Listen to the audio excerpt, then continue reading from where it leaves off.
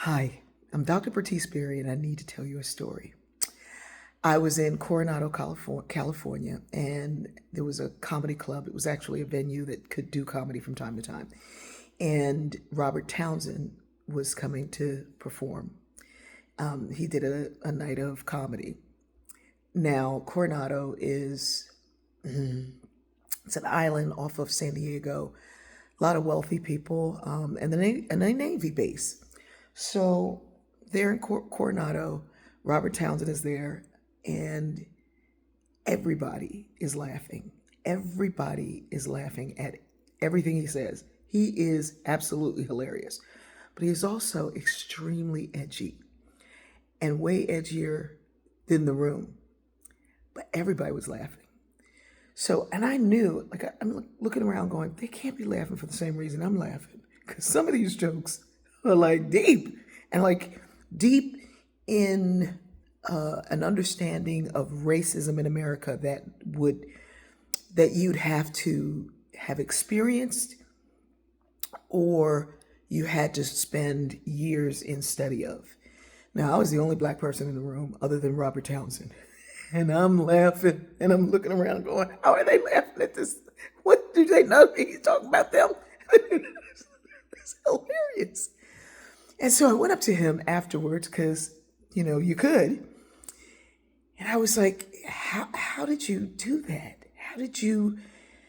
I know we were not all laughing for the same reason. And he said, no, you're not laughing for the same reason. I said, how'd you get away with that? And this was early in I think I had just started just started doing stand up. So I was like, how'd you do that? And he said, you have to write in layers. You have to write, you strive for 3 layers. But if you really, really are working hard, you got to get to 7 layers. If you can write a joke in 7 layers so that somebody's laughing up here just because of the physical, whatever, face that I make or whatever, and then somebody's laughing at the very 7th layer of the joke, it's the one that I felt. It's the pain, the opposite of the pain that I felt when I experienced it, and I'm making a joke out of it. And I was like, you are so deep. And I shared with him this quote from Edward R. Morrow, who said, you have to present the news as if you're talking to the professor at dinner, but the maid and her boyfriend, who happens to be a truck driver, are listening from the kitchen.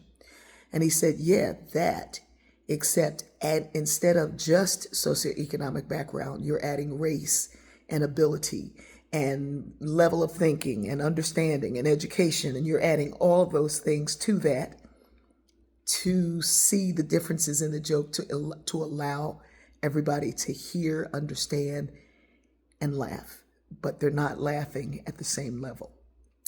I took that to heart. I know that we all hear from the level of our understanding, and that is the more narrow your level of understanding, the more narrow the meaning that you hear. The wider your level of understanding, meaning across differences, the more you hear. Sometimes it's only on the listener.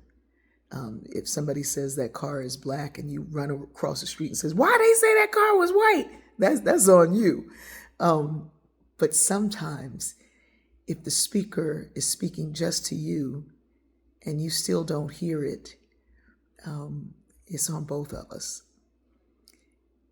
I love that lesson that I got from Robert Townsend, and it's a lesson that I've applied, and I am hoping with all of my heart that Americans will begin to learn to hear that way. I love you.